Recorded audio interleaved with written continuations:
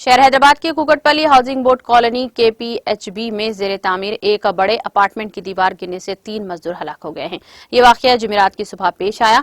अड्डागोड्डा प्रगति नगर से जेएनटीयू तक सड़क के बीच में केपीएचबी पुलिस स्टेशन के करीब अहम शाहरा पर यह बड़ा अपार्टमेंट तामीर किया जा रहा है। छठी मंजिल पर काम के दौरान सेंटरिंग स्टिक्स टूट गई हैं, लाठियों के साथ ही दीवार गिर गई और वहां काम करने वाले 3 मजदूर छठी मंजिल से गिर गए हैं। इस पर लाठियां और ईंट्स गिरने से मौके पर ही इन तीनों की मौत वाक़ई हो गई। इस वाक़े के साथ ही इस मसरूफ सड़क पर ट्रैफिक जाम हो गई।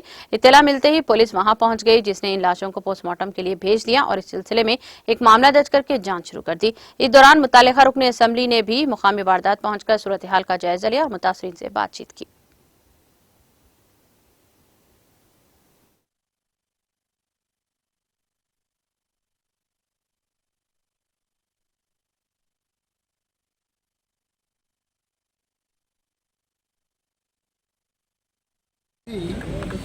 డెవలప్మెంట్ ప్రజాప్రతినిధి ఇల్లీగల్ కన్స్ట్రక్షన్ మీద ప్రజాప్రతినిధులకు ఉండవు.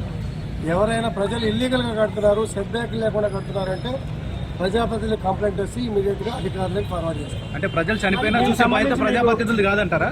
ప్రజాప్రతినిధులు ఆల్రెడీ కంప్లైంట్ ఇచ్చాము. మేము ఆల్రెడీ కంప్లైంట్స్ వచ్చినాయి. G+5 కి కూడా పట్టించుకోవడం లేదు. అధికార పార్టీలో ఉండి కేవలం డబ్బుల కోసమే ఇలాంటి పాల్పడుతున్నారని వాళ్ళు ఆరోపిస్తున్నారు. నువ్వు చేసిన మాట, మీరు చెప్పిన మాట తప్పమ్మా. ఎవడైనా ప్రజాప్రతినిధి డబ్బు తీసుకురావడానికి కనుక ఎవడైనా రుజువు చేస్తే ఇంతమంది ప్రజల సమక్షంలో వాడికి ఇక్కడే రోడ్డు మీదే న్యాయస్థానం కూడా అవసరం లేదు, రోడ్డు మీద శిక్షించే బాధ్యత తీసుకుంటారు. సార్, ఇప్పుడు ప్రజాప్రతినిధికి సంబంధం లేదంటున్నారు. సో ప్రజలు చనిపోయినా ప్రజాప్రతినిధికి సంబంధం మీరు మాట్లాడేది తప్పు. ప్రజాప్రతినిధికి సంబంధం లేదంటలే. ఇల్లీగల్ కన్స్ట్రక్షన్స్తో కానీ పెద్దగా ప్రజాప్రతినిధులకు సంబంధం ఉండదు. ఇది టౌన్ ప్లానింగ్ డిపార్ట్మెంట్ ఉంటుంది. ఎక్కడన్నా ఇల్లీగల్ కన్స్ట్రక్షన్ జరుగుతుంది అని చెప్పి మా దగ్గరికి వస్తే ఇమీడియట్గా అధికారులకు తెలియజేసి చర్యలు చేపట్టమని చెప్పి మేము రికమెండ్ చేస్తాం. ఓకే, G+5 కి దీనికి పర్మిషన్ ఉంది. G+6 కట్టారు, దానికి పిట్ట కూడా కడుతున్నారు. సో కొన్ని నెలల నుంచి కన్స్ట్రక్షన్ జరుగుతుంది. చాలా కంప్లైంట్స్ ఉన్నాయి, దీనికి నోటీసులు కూడా ఇచ్చారు. అధికారులు స్పందించకపోయినప్పుడు తర్వాత బాధ్యత మీదే కదా?